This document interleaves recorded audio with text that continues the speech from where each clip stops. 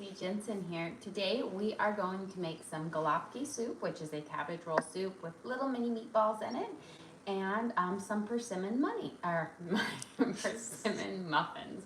I wish we were making some money. Persimmon muffins. So let's start by getting our bacon cooking up for our soup, because when I make my cabbage rolls, I have bacon draped over the top of them to give them a great little flavor. So we are going to use about a ½ pound of bacon here. So I'm just going to kind of cut my package in half, and then we'll take out, and that way I can save my other package to use on another recipe for another day.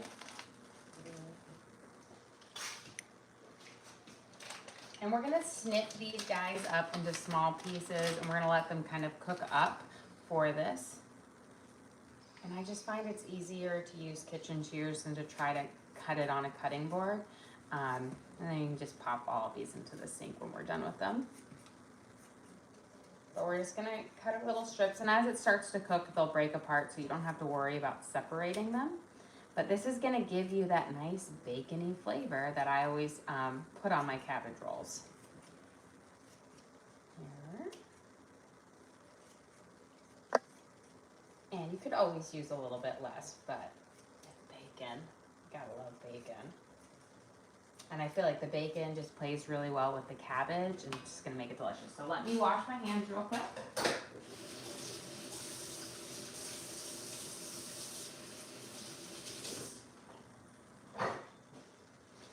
And then we'll turn this guy on, and we'll let him start cooking up.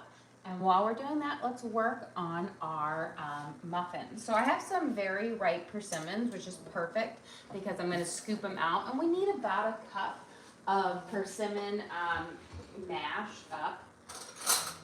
So having them very ripe, where they're a little bit past ripe for eating, will make them very sweet, kind of similar to like a banana in here.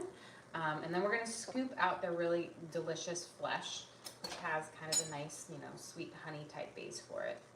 So just kind of scoop it out. We don't want the skin or anything like this. And then I'll use a fork in a little bit to kind of mash it up. But just try to get as much as you can out of there. And I need about, a cup. So I'm thinking 4 persimmon should get me to 4 good, these are pretty good sized persimmon, should get me there.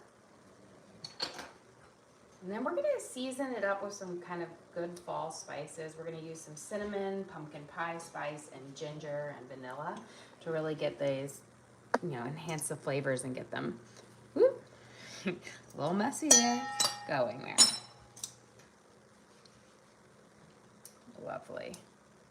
And again, you want them, a lot of times when you buy them from the store, they're like really firm and hard.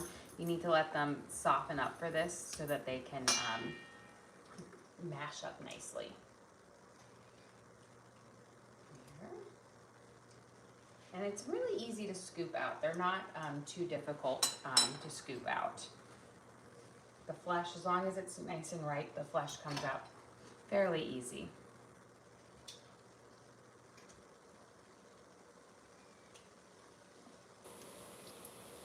And here we go.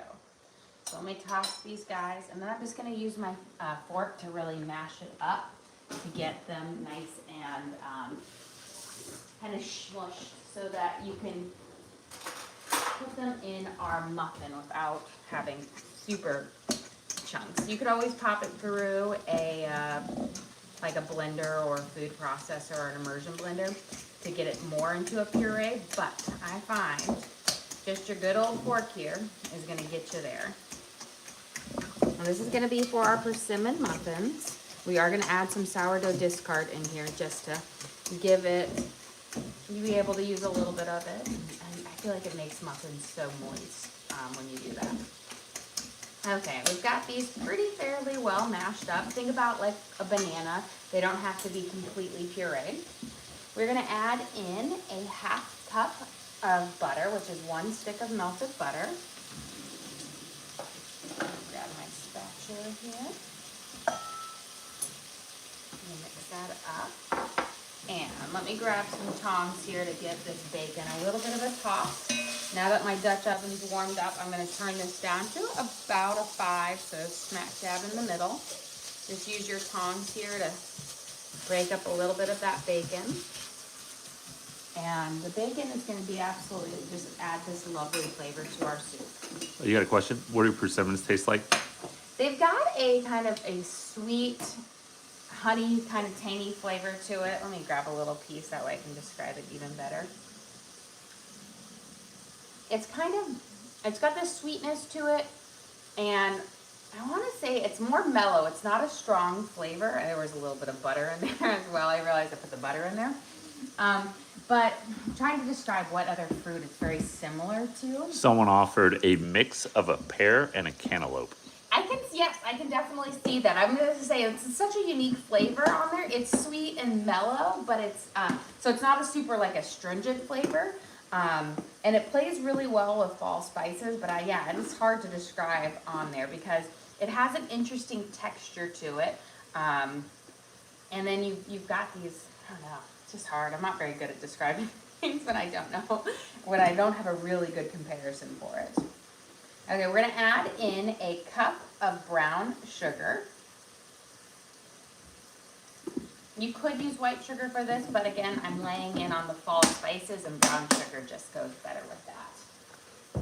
Wash a little sugar off my hands. Okay, we're gonna mix these together and then we'll add in our discard and our spices. And as you're mixing, just kind of use the back of your spatula to mash up your persimmons a little bit more. Think of it as being like almost like the base of a banana muffin where you just want to keep mashing it to get that flavor there.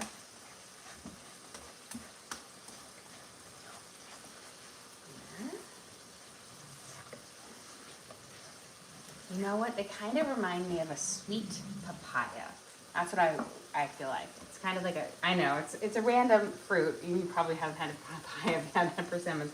But it kind of has that mellow flavor of a papaya, but a little bit more sweetness, because I find papaya isn't very sweet. We're gonna add in a half a cup of our sourdough discard,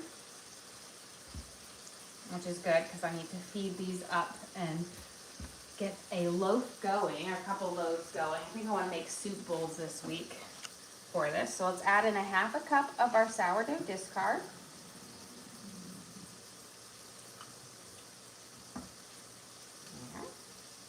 And we'll do 2 eggs.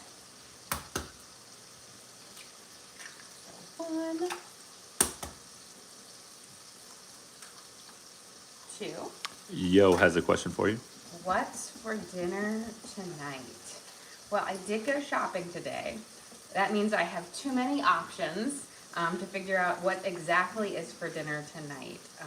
But I'm gonna have to go through it. I'm not 100% sure. I'm gonna have too many options, I'm not sure. So, but I do have salmon. I say that because that's my husband's least favorite food. But Why do you buy it? because salmon is delicious and is one of my favorite foods. And everybody in our family, except my husband and Teddy, is not the biggest fan of salmon.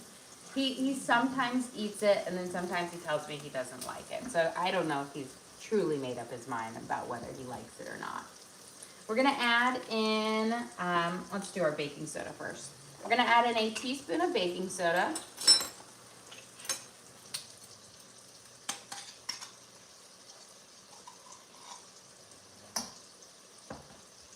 I'm gonna give my bacon a little swirl while we do that. So we've got our teaspoon of baking soda in here. Break them apart. I always say I love the smell of bacon.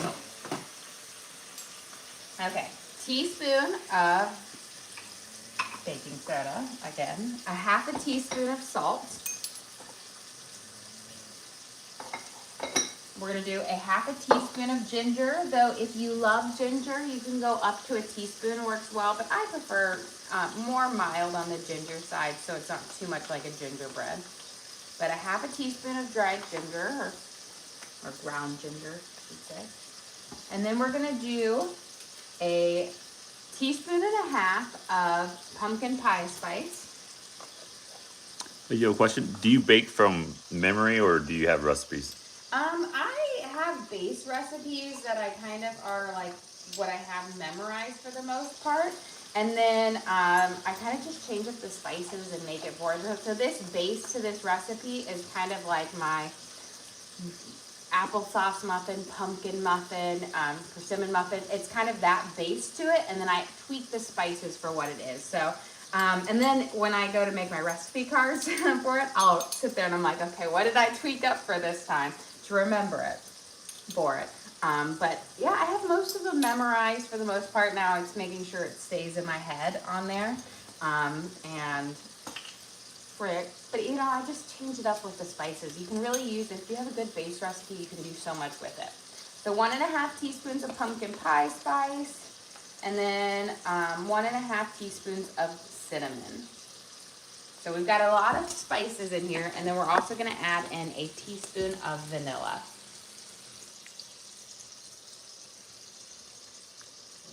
There we go.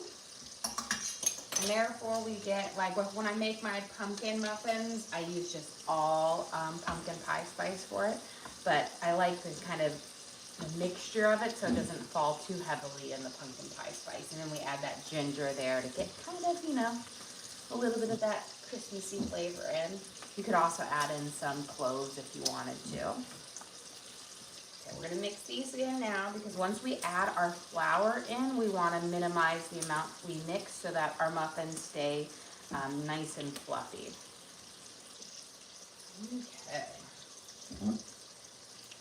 And then I'm gonna start with a cup of flour, but I'm gonna base it on just how juicy my persimmons were if I need to add a little bit more in here. So if they were really juicy, then you'll need a little bit more flour to make up for that liquid, but always start with a cup and then we'll finagle it there until we get to where I want my batter to look like. So we're gonna start with a cup of our flour, and I'm gonna mix this in and see, because again, this is a butter base, so it should have a nice kind of thick batter to it. And we do already have some flour in here from our sourdough discard. There we go. But I think I do want to add just a smidge more. I'm going to add in, I think, about a 1/3 cup more. And I think that should get me to that nice, really thick batter. I don't want it to be too runny because one, it will take a lot longer to bake up, and then you kind of get your sugar and butter ratio off. But you just got to make sure you get it figured out with just how juicy your fruits were. And the riper they are, the more juiciness you'll get out of them. But this, we've got a good thickness to it now. Okay. Let's get our bacon turned one more time here. And then we'll be ready to put our muffins in their little wrappers and bake them up. Slide this over here. And we'll put in a little tin. You can also do these in like mini loaves as well. How do you make persimmon cookies? I have made them before. It's been a really long time. I had to go through, there's like a recipe that, it's like a family recipe, and I have to go find it. But they were really delicious when I was a kid, but I haven't made them probably since I was a teenager. So I'll have to kind of go back through and find it. But I feel like persimmons are, you either like know them and you cook with them a lot, or you have never worked with them before. And I feel like they're like pretty easy to kind of forget about on there. I just happened to be at the store and I saw persimmons on sale, and I grabbed myself a bag, and I used to actually use them a lot when I was making homemade baby food for when my kids were little. I would always put like persimmons and dates and sweet potatoes together in like a blend for them. But I don't, like, they're not my favorite fruit for eating straight up. So they're really more for baking, or you can kind of roast them and whatnot for a slightly sweeter, dish for it. But again, yeah, I don't use them all that often. But I saw them and I was like, we're gonna do this. And I think these will just be, it's just a nice kind of variation on that. I always say like applesauce, pumpkin, you can use a variety of squash, sweet potato, muffin, zucchini. They're all in like that, and bananas are all in that like same family of type. So you can mash them up, different fruits, to really get that same, concept in it. We're gonna go through and just kind of even these out in each one on here. And this is our lovely persimmon muffin base. We use brown sugar, which kind of go with those rich flavors, ginger, cinnamon, pumpkin pie spice, and then of course butter as well. If you like you can use oil as well, like equal parts. I prefer butter because it gives a richer muffin, but you can definitely use oil as well.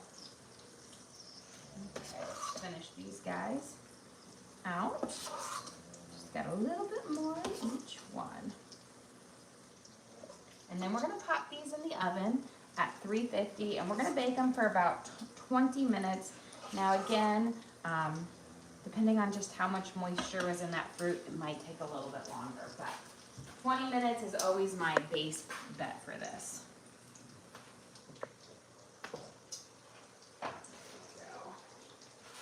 We're gonna go pop these in, and then we're gonna make our little meatballs to go in our Golabki soup. And I was deciding whether I wanted to do my soup today with ground beef or if I wanted to make meatballs, and the meatballs went out. So, and I feel like that fits better with the cabbage roll, because if you've ever had a cabbage roll, it's, cabbage that's been cooked in a tomato-based sauce, but it's ground beef and rice mixed up together, so it's really lovely. So I feel like meatballs kind of adds a perfect little touch there, because you get that little meatball in there. Okay, we've got our bacon cooking here. I'm gonna take it out of the pan here in a little bit once it's kind of completely crisp up for it. And I'll have to make sure I store that far away from the cameraman, because he's already licking his lips. And we're gonna start making our base for our meatballs. So I have one slice of bread. I realized I need an egg, so let me grab an egg. And we're gonna soak our bread in some cream, enough to make it nice and soggy, but not like dripping. And this is gonna be to make our panade, which is gonna be the binder for our meatballs. So we're just gonna put enough in here to kind of make it and soak it up, because we want it to turn into a nice paste. And I will say for one slice of bread, it's around, 2 tablespoons of cream. And I like to use cream over milk because it's a little bit thicker in the base, but you can always use milk. You'll probably just end up needing a little bit less. So we've got our soggy bread here. We're gonna add in 1 egg. Let me get my hands a little washed, and we're gonna add in spices, and then we'll mix this together, and then we'll add in our beef. There we go. Okay. So for this, I'm kind of leaning on this like savory flavor to it. So we're gonna use about a tablespoon of onion powder. So it kind of has a nice onion flavor to it. And then we're gonna use about a teaspoon of paprika. And you can use smoked paprika or regular one. They both work well in here. I've got some dried oregano. We're gonna use about a half teaspoon of dried oregano. And again, all these spices we will also be using kind of season up our broth as well. Then I'm gonna do about a teaspoon of Mrs. Dash's table blend here. I'll do a smidge more. That's about a teaspoon. And then we're gonna do a half a teaspoon of black pepper. and about a teaspoon of garlic salt, which I think is gonna get me through this container. Yep, officially empty. Okay, before I get my hands in there to kind of mix up my panade, I've got a pound of ground beef, and that's kind of what you want to use, ground chuck, ground beef, those all work great for this. This is actually like a butcher blend, but it's all beef.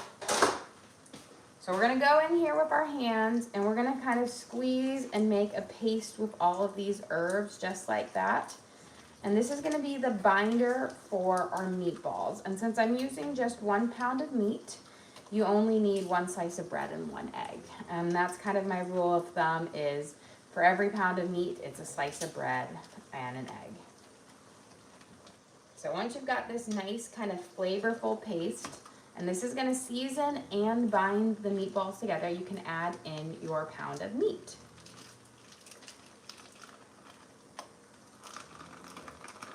There we go. And for a meatball, you wanna kind of stick away from the lean ground beef because that's gonna give you a very dry meatball on there. The higher fat works really well versus, you know, that like 92% lean. It'll just dry out your meatballs. Okay, we're gonna go through here and kind of that same base that we did for our panade, we're gonna just squeeze it through our fingers until we've got it all mixed up. And that's really just the best way to incorporate it as evenly as possible. You could get a spoon and mix it up, but you gotta roll these out anyways, so just get your hands dirty. Give us a little bit of toss right here. Our bacon is getting there. Okay, let's roll out these meatballs. I'm gonna try to make them smaller so that, you know, when you're eating a soup, you don't wanna have a huge meatball because you wanna be able to eat it in a bite. So we're gonna do just little small ones. They are gonna shrink up just a tad bit, but not too much. So just kind of make them a little bit smaller. But you don't have to go, sometimes like an Italian wedding soup, those have really small meatballs and you don't have to go that small. But we'll pinch these out, and because they are so small, these are going to bake up fairly quickly, and we're just gonna pop them in the oven with our muffins. That way, you know, we don't have to change the temperature or anything like that. Do you ever put onions in your meatballs? Yes, I do. So when I make my Swedish meatballs, I kind of dice up, it's almost for every pound of meat, it's an onion that you mince up and then you saute. So I do use onions in there, and then when I am making like pork meatballs or chicken meatballs, I will mince up green onions because I like green onions in there for it. So yes, I do. For this one, I used onion powder to kind of get you that onion flavor without that onion texture in here. And I really like the onion powder because sometimes if you don't do the saute up on the onion, then that onion flavor can be a bit sharp in your meatball. And your barbecue meatballs? Yes, and my barbecue meatballs, I also have minced up onions in it. Which, gosh, I haven't made those, I think since the Super Bowl or whatnot. I haven't made those in a while. I might have to make those soon. Those are a good beef meatball recipe. I like to use lots of different variety of ground meats to make meatballs because they all have different flavors and kind of lend themselves to different cuisines and recipes. Okay. You can see how just 1 pound of ground beef is going to get us quite a few meatballs here. Which is nice because then our soup will be full. And I just like this a little bit better than just doing ground beef. You can always kind of get the same flavors by just throwing in your ground beef and cooking it up in your soup. But this gives you, I think this just elevates the ground beef base of a soup a little bit nicer. And I think makes it a little bit more hearty.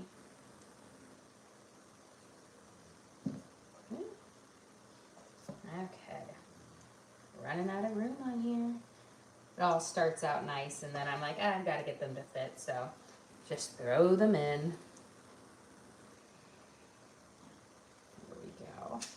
And one more meatball.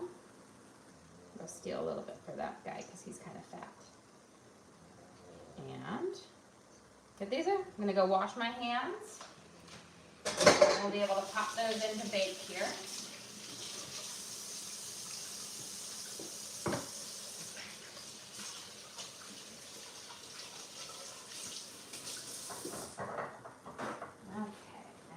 Before we pop them in, I'm just gonna pull my bacon out because again, these don't need a whole lot of time to cook up.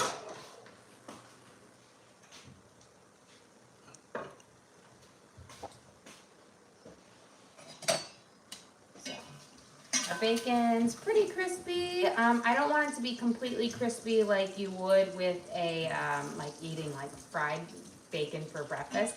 I like a little bit of the tenderness so that it doesn't go too firm in my soup. We're gonna take it out now and add it back in. That's just gonna keep it from its texture better versus going kind of limp in the soup or overcooking. So we'll take it as much as we can get out now, and then we can saute our veggies in this lovely kind of bacon grease, which is gonna add a whole nother level of flavor to this soup that you just have to have.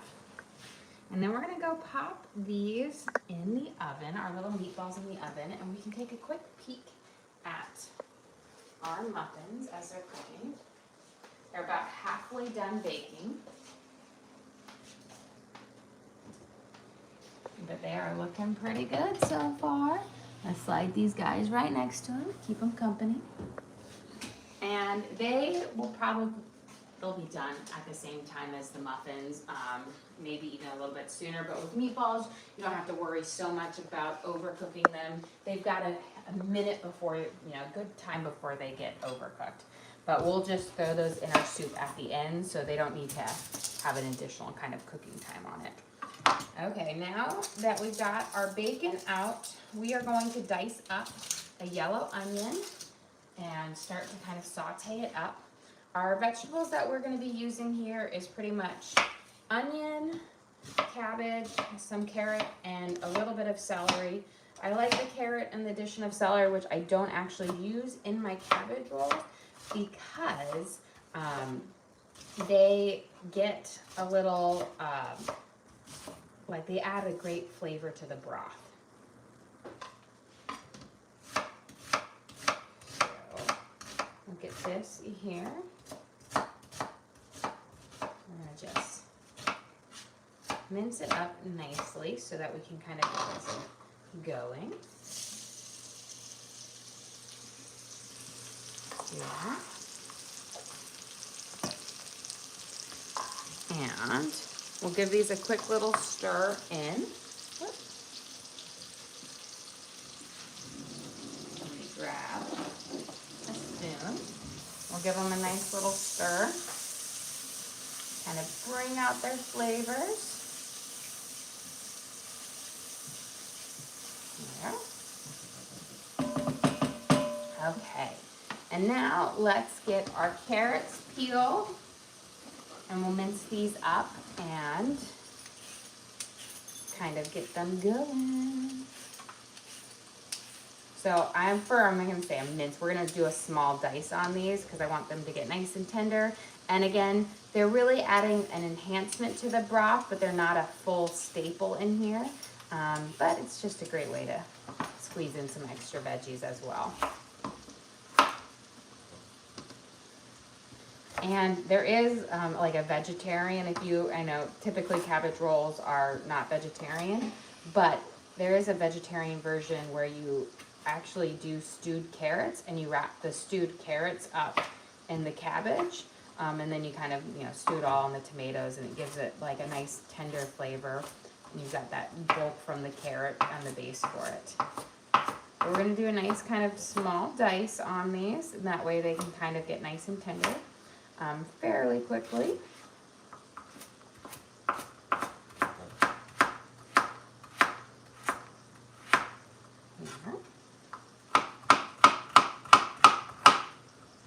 And then we also will have tomatoes in here. We're going to use both a tomato paste and diced tomatoes for our soup to kind of give you that almost that stewed tomato flavor.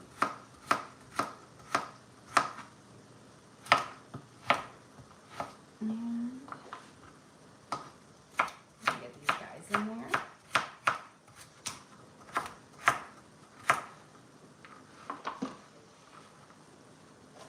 Throw those in with the onions, and we'll give them a nice stir around to kind of coat them up as well.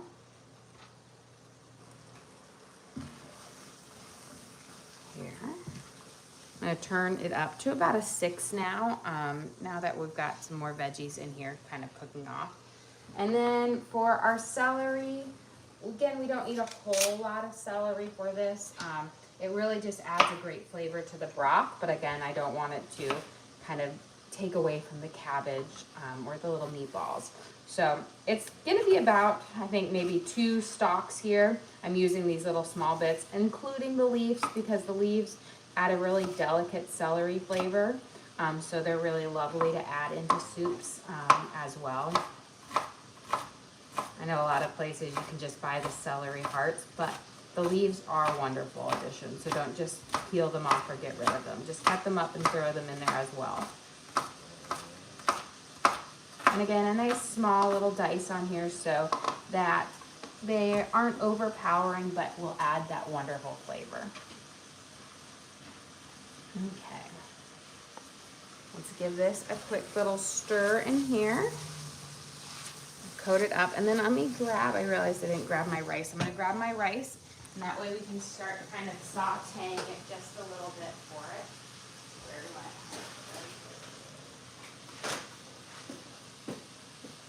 I got my jasmine rice that we're gonna add in here. I could tell the cameraman stole bacon when I stepped away. He's licking his fingers. Okay, let me grab. We don't need a whole lot of rice. I find rice really fluffs up in soup.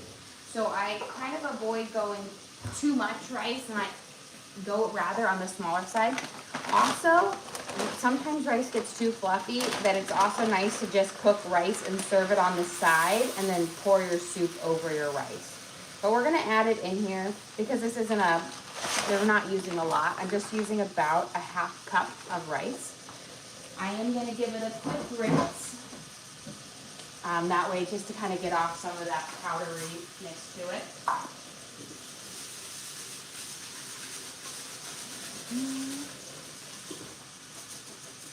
And we're gonna saute it in here with our veggies, almost like you would a risotto. This is gonna just kind of crisp up the edges, seal in the flavor a little bit, and just start the cooking process on it so it doesn't have to simmer quite as long. But rice cooks a lot faster in a broth than you would if you're just steam cooking it for eating. So let's get those kind of sauteing up here. And we are going to add in some tomato paste. And this is gonna help give our broth a really rich tomato flavor without having to use like a tomato sauce. It allows you to have a nicer broth than one that kind of can err on the side of being like a tomato sauce or a tomato, like a spaghetti sauce. So the paste just gives you that loveliness without going too full tomatoey. I'm gonna use about 1.5 tablespoons in here because I do want a good tomato flavor in here, but it's gonna combine well with our beef broth and it'll just be lovely. So we're gonna mix this in here and kind of coat up that rice and those veggies with that tomato paste. There. Beautiful. And then a lot of our same spices that we added in our meatballs we're going to be putting in here as well, except with the addition of some bay leaves. This adds just a nice aromatic note to the broth. So we're going to put in 2 bay leaves. And then we're going to add in about another teaspoon of paprika. Again, this helps give it a nice savory flavor that I want to just like, feels like it fits with like Polish and Hungarian cuisines. Paprika is just so lovely, it kind of blends well with it. We're gonna do about a half teaspoon of oregano. And then I'm gonna do a little bit of Mrs. Dash's table blend, which is kind of just a finely ground spice, a little bit of everything. And then a little bit of black pepper, about a half a teaspoon. And that should be good. We're gonna kind of coat these up in here. Beautiful. Make sure you scrape the bottom of your pan as you're going so you don't get any rice kind of sticking there. And let's get all of our little hiding little bits that love to jump up there. And then we're gonna add in our diced tomatoes, and then we'll do our beef broth. But I like to get our tomatoes in there kind of searing up just to get a little extra flavor. Now I'm using fresh, but you could always use like a can of diced tomatoes. I will say 2 to 3 good sized tomatoes equals about a can.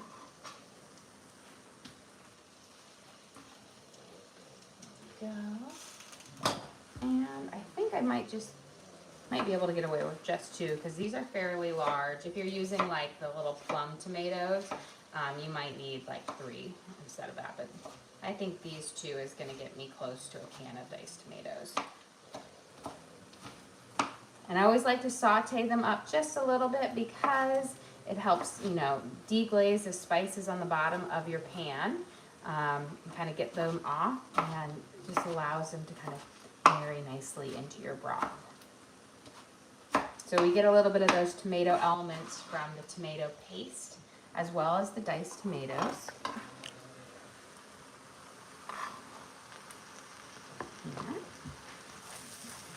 We'll give this a nice stir up, and then we'll go check out our muffins here and see if they are just about ready. And we'll work on finishing up our soup here. We'll add in our broth, then we gotta chop up our cabbage and whatnot. Let me give our little tap. You know what? They look like they're done, and our meatballs are done as well. So let me grab my oven mitts. I'll be ready to slide these guys out. Beautiful. You can see the meatballs have this nice little orangish hue to them from the paprika, which is just lovely. Adds that nice savory touch of flavor to this. Okay, we've got our meatballs. And you can see they do shrink up a little bit when you cook them. That's because their natural fats kind of seep out. Which is nice because you don't want all that fat to go into your soup, so we'll be able to take those off without it. And then we've got our gorgeous persimmon muffins here that we spiced with cinnamon, pumpkin spice, and ginger, vanilla, and then brown sugar for that nice kind of fall flavors and that nice like sweetness of the persimmons. Just add a lovely like flavor and texture to these muffins that are going to be absolutely delicious. Okay, let's get our broth going in here. What we're going to be using is water with beef bouillon, but you can totally use beef broth. I just prefer beef bouillon because I can use a little bit more of it to get more flavor. Can you go over how you made the meatballs? Yes, so with the meatballs, I started with 1 slice of soft bread, an egg, and then I added in about a tablespoon of onion powder, a teaspoon of garlic salt, a teaspoon of paprika, a half a teaspoon of oregano, and a half a teaspoon of black pepper, and a half a teaspoon of Mrs. Dash's table blend. And that's to make the panade. And you mix all of that together, and you gotta soak your bread in cream first to do that. And then you mix it all together, and then you add in 1 pound of beef. And that gets you the base for your meatballs. And then you kind of roll them up and bake them. Is garlic salt like garlic salt? Ha ha ha. Garlic salt is the right one. Very funny. Okay, we're gonna add in a little bit more. We already put our first cup in there. I add little by little, and we'll kind of scrape off the bottom as we go. Can you use chicken as a substitute for the meatballs? For them, you can use chicken. It's not quite the right flavor, but it does work. I prefer ground beef, but chicken does work well with that. If you're gonna use chicken with this, then I would then change your broth to be a chicken broth instead of a beef broth, just to kind of stick with that notes, because chicken is a little bit lighter. Okay, we've got this. Again, just little by little until it kind of incorporates together. I never try to flood it all at one time because I want it to, again, to just marry in very lovely. We turn this guy up nice and high. Get the rice cooking.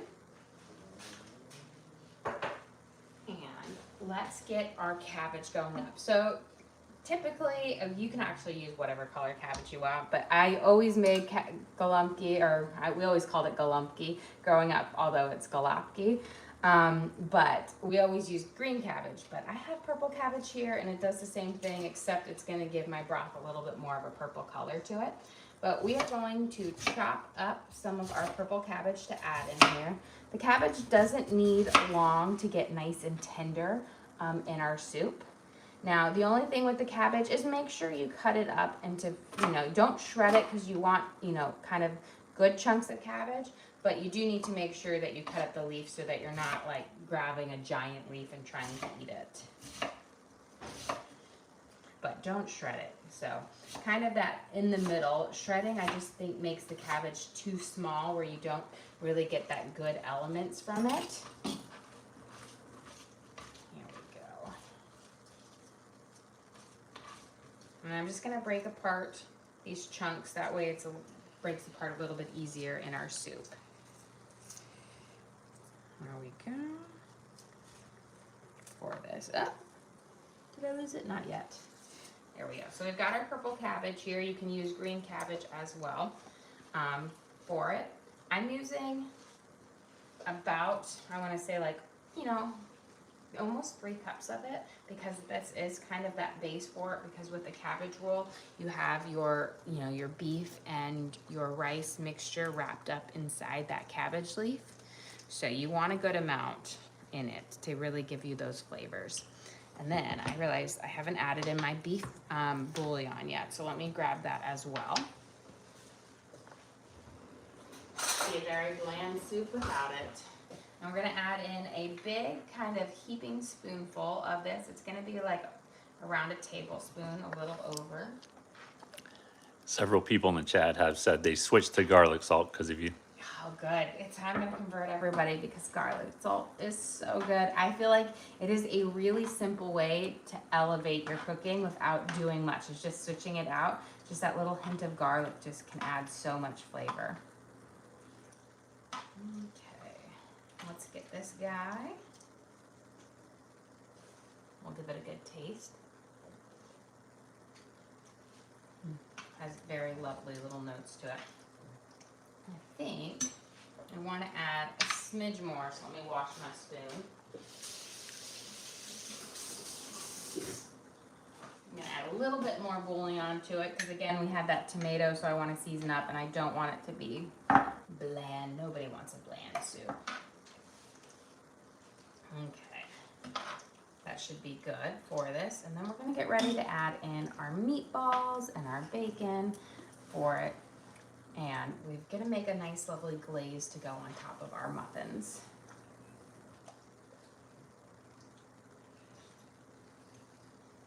Okay, perfect. I'm going to add in our meatballs. And because you don't want to use a tong to pick them up and put them in, so that any of that fatty drippings from the meat stay behind, so that doesn't make your soup, too oily.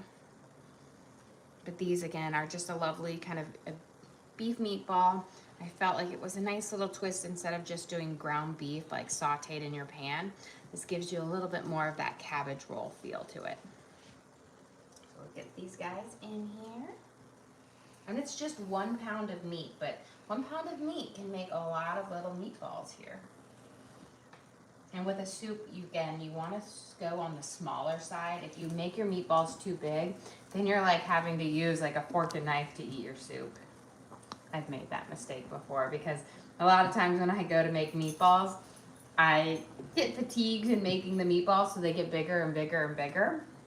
And in a soup, you really can't have big meatballs. Okay, let's get these guys tossed up. Beautiful.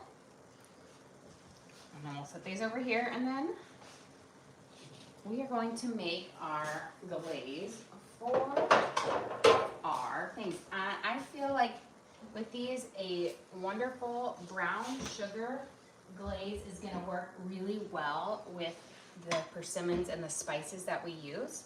So my favorite, this is one of my favorite glazes, but it takes a little bit more, it has more steps to it than your traditional like cream or liquid based glaze. We're gonna start with about 2 tablespoons of butter, and we're gonna melt them off in our pan here. And once it is melted, we're gonna add in 2 tablespoons of brown sugar. And you're gonna kind of whisk those together until you've got a little bit of that heat, but you don't want to cook your brown sugar and turn it into candy, because if it starts to kind of even go a little bit caramely, you've got to just toss it out and do it over again. So I'm gonna melt that. I realized I didn't put my powdered sugar out, so let me grab that right over here. And you don't need a whole lot of powdered sugar for this. You know, between a half a cup and a cup to get it. But it's gonna give you this just lovely rich flavor that is just really delicious on here. And it's gonna pick up that cinnamon and that ginger and that pumpkin spice in the thing. So we'll get that melted here. Let's give it a good stir, and let's get our soup a stir, and then we're gonna add in our bacon while we're over here, because we're getting close to it. I can see that the rice is already starting to fluff up a little bit, so that is almost done cooking. So we're gonna put our bacon in right at the last end, because this adds, again, a nice rich pop to the flavor. We did cook and saute the vegetables off in that bacon grease, so you have that, but this adds just a little bit more hint of that in there. Because when I make my cabbage roll, I always drape strips of bacon over them. I know some people also wrap them up in bacon. That's a little too much work, but I just strip them over the top, and you get that nice flavor in it. Turn it down a little bit lower here. Okay, our butter is almost melted, so we're gonna use 2 tablespoons of brown sugar in here. Give it a good swirl. You have a question? Have you tried fried cabbage? I love fried cabbage or braised cabbage. I really, really love cabbage, and I think that's probably my mom's from Sweden. So she, you know, we had a lot of cabbage dishes, or pickled cabbage. I love pickled cabbage. But I love cabbage. Okay, we've got our butter. It's melted. We're moving it off. We're gonna add in 2 tablespoons of brown sugar. And make sure you remove it from the heat, because if you cook your brown sugar so much that it turns to a caramel, it will not work in your glaze here. So we've got it mixed up here, and then we're gonna add in our cream, and we'll make our glaze, and then we'll be ready to serve up, because our soup is just about ready here. It's got a wonderful boil on it, so let's turn it down. And then we're gonna add in 2 tablespoons of cream. So we've got 1, 2. And this is to make sure that the sugar gets completely dissolved here, but you're gonna get this just really rich kind of base flavor to it. And then you don't have to add it, but I like to add it, is I'm gonna add a little bit of cinnamon to this, so it's kind of a brown sugar cinnamon glaze to it, and just about a half a teaspoon of cinnamon. It's also going to give it a slightly darker color. And you could do pumpkin pie spice as well. So just about a half a teaspoon. I'm going to mix this base here, and then we're going to add in our powdered sugar to make our glaze.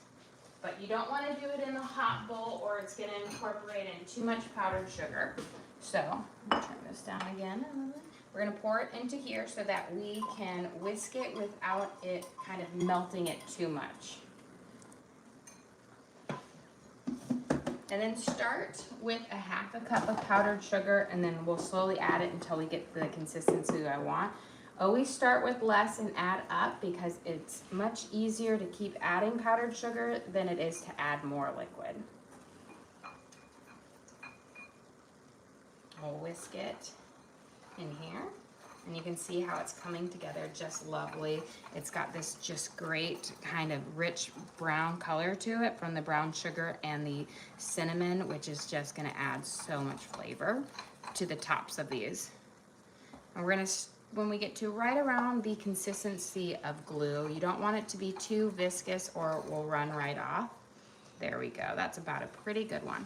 So we are going to drizzle this over the top of each one. You got that backwards. What? If it's too viscous, it's not gonna run off. No, viscous means how liquid something is. So if it's too liquidy, it will run off.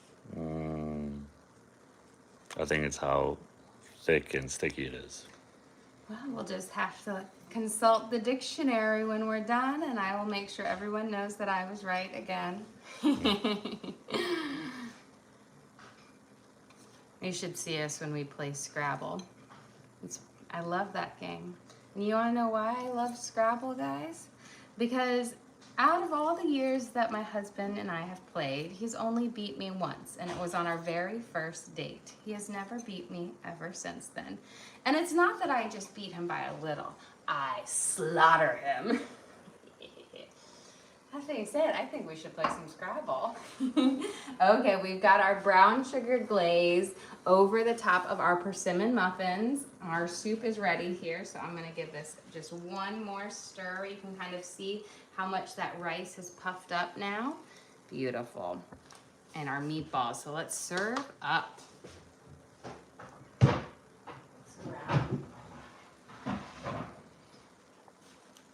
And we'll slide these guys over here.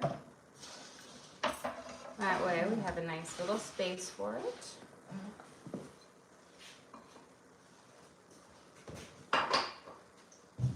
And I think today we'll use our regular soup bowl for it.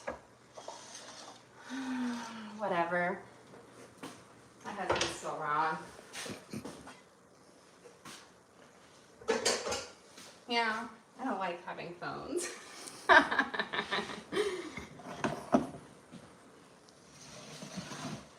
But you know what? I can still say only one of us is a doctor here. Wow. I always love to pull that out.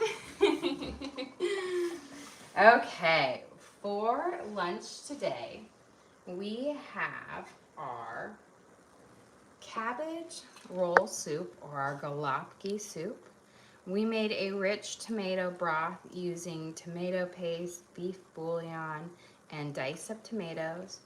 We've got our cabbage in here, our mini meatballs that we made from beef and seasoned up with onion and oregano and paprika, diced carrots, and our purple cabbage in there. So to give you all of the flavors of a cabbage roll or Golabki in the soup, but not having to do as much work. And then we are going to serve it with our delicious persimmon muffins with our brown sugar glaze. So we mashed up 4 ripe persimmons with brown sugar, cinnamon, ginger, and pumpkin spice, just those wonderful fall flavors. Bake them up so it should be nice and tender and delicious and have all those spices go together. Well, guys, thank you so much for joining us here. Don't forget to like and subscribe. I try to do live cooking shows every single day, kind of show you what we're making for our family and hopefully teach you guys something along the way. Again, we do upload all of our videos to the link on our page, so if you ever want to recreate any of these recipes at home, you can just go to our page or go to that link, search for what we cooked. We've got our cabbage roll soup and our persimmon muffins, and you can watch and cook along with me again. We also have a link to our Amazon storefront that has all of our different cooking gear and gadgets in it. I've got my Dutch ovens, my bakeware, knives, cutting boards, all the different things I use in the kitchen. I have in there for you guys to check out. But again, thank you so much for joining us here. Don't forget to like and subscribe.